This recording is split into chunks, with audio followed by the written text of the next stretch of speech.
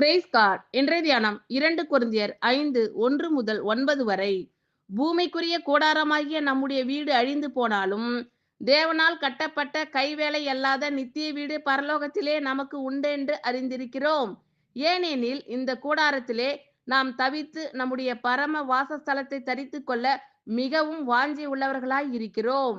தரித்து கொண்டவர்கள் ஆனால் நிர்வாணிகளாய் காணப்பட மாட்டோம். இந்த கூடாரத்தில் இருக்கிற நாம் பாரம் சுமந்து தவிக்கிறோம்.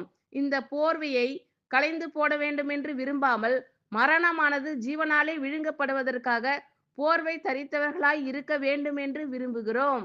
இதற்கு நம்மை ஆயத்தப்படுத்துகிறவர் தேவனே.